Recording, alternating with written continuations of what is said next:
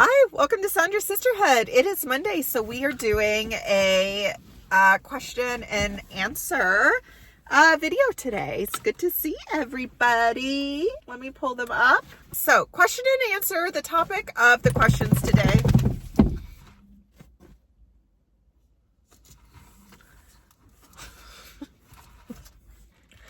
It's just big. The topic of the questions today are relationship and dating. 7 questions. So I'm going to answer 7 questions. I haven't read them. So if I read them and it's one that I don't want to read, I might skip it. All right, here we go. Question 1. Is dating over 40 different from dating in your 20s or 30s? Yes. Yeah, a couple of reasons. One, I think most people have kids, right? Or exes. Aren't looking maybe to have kids. Like, when I was more in my early 40s, when I was still like maybe hoping there was sort of men in my age range where they oftentimes had kids and didn't want to start all over again, which I understood. I also think when you're dating in your 20s, it's easier to meet people. I would say that maybe in your 30s a little bit, people are still kind of looking to pair up. I think in your 20s, what I miss is having this like place where you could sort of know the person before you go on a date with them, right? And I know there's still opportunities and places to do that now, even in your 40s, but work can get a little dicey. I'm not somebody who goes to church. I think church is a place for a lot of people. But in your 20s, it's like school often, right? Or people are more likely to get together in large groups more frequently. So it's just in terms of meeting people. I think when you're in your 40s, one of the things, I'm very risk averse. I run a little high anxiety anyway. Like meeting somebody off the internet. I know people do it. One, I don't get on those anymore. I freaking hate them. However, meeting a total stranger where there's no there's nobody who you can be like, hey, do you like know this person? What's this person like?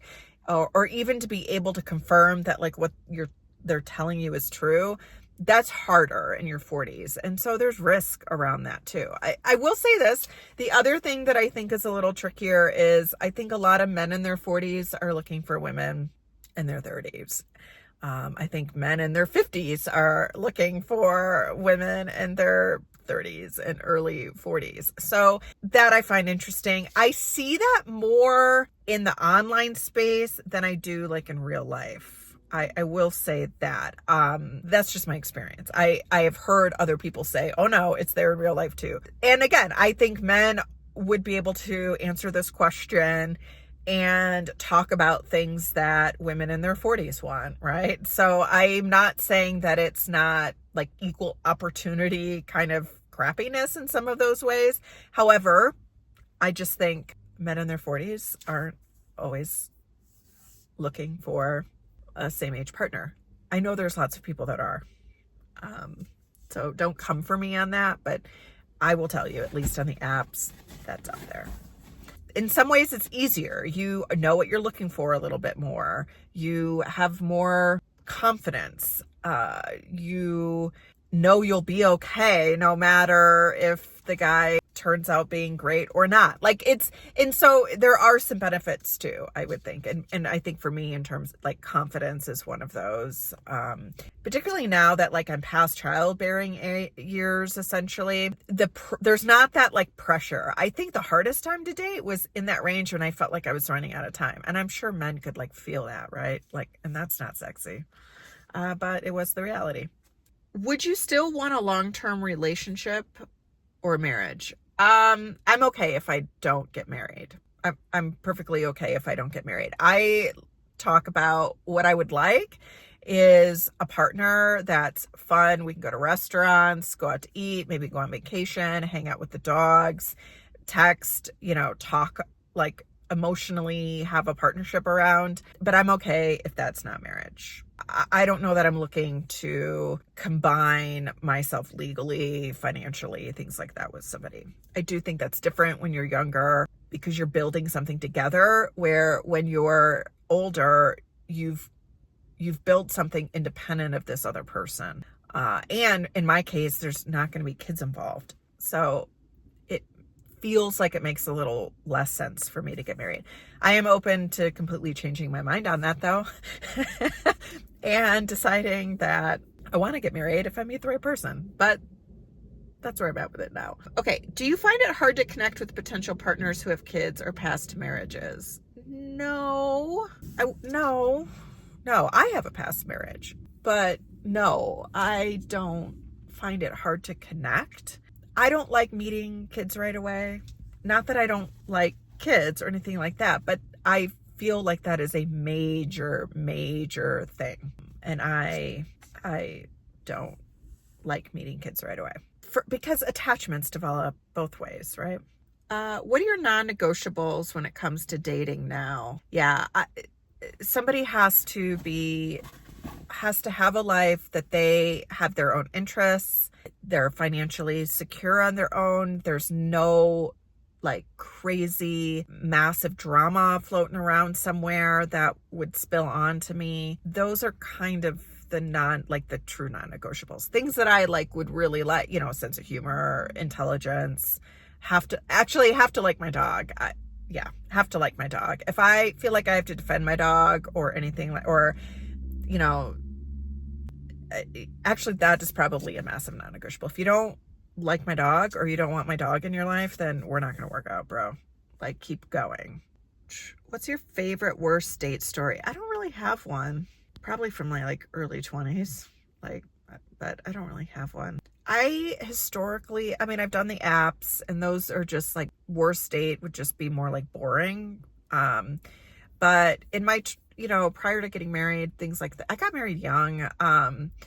It was more through friends, right? So is it harder to date over 40 or are the red flags just bigger now? I worry about the red flags that I don't know about or don't see more. I understand everybody has lived a life and that there's a lot that goes into certain things, right? So I'm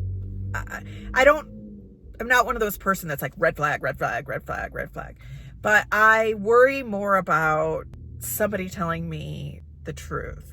It's why I prefer to sort of not go on dates with total strangers. Do dating apps feel more like shopping or playing dodgeball these days? I don't do the dating apps. I think they're a waste of my freaking time. And I know that sounds well, no wonder you're single. Well, probably, but it's also not how I want to spend my time or live my life.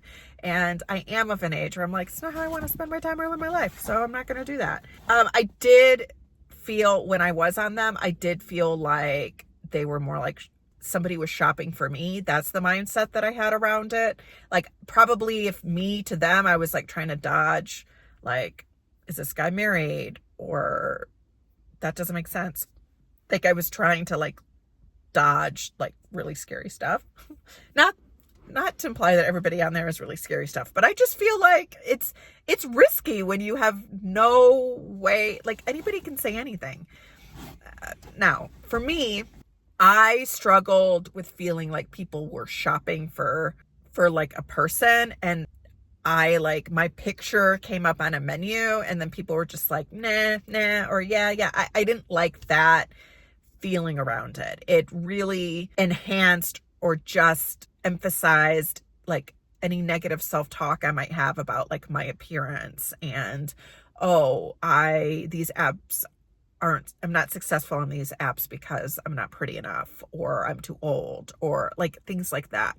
Or I don't have the right body. It just all of those insecurities, I feel the apps just were this distorted pieces of evidence or proof to prove my negative self-talk. And so they just weren't good places for me to hang out and be. And they weren't successful either. And, Shani Silver talks a lot about some of the dating apps, and I thought this was a really, really good take on it too. She's these are apps that are meant to make money, and they make money by you staying on the apps. Their business model would go to shit if everybody found their perfect mate on the apps and then went off the apps. They have to have enough success in order to get people to believe that this can work and be successful. And it is for some people. I know people who've met online and they're happy, but that's not the business model. Let's be real. So I was like, okay, that helps me sort of recognize that maybe it's not 100% me. Okay, well, thank God those questions are over. This is the topic I'd like talking about the least. I probably, because I feel a lot of anxiety around it, but this is the topic. I get some people saying to me, talk more about your dating and do more of that. And I would, it's what I like talking about the least. So it'll be the last thing to sort of come around. But I'm trying. I'm definitely trying. All right. So that's the question and an answer episode for this Monday, October 6th. Next questions are under the topic of parenthood and regret. So I will post that on October 13th. I hope you have a good rest of your day. And thanks for coming along. Have a good one. Oh, if you want to support the channel, I'm only about 140 hours away from monetization. So if you want a way to support the channel, then please watch some videos to help me with my hours and watch time hours. And thanks for watching. Subscribe to Saundra's Sisterhood. Thanks, guys.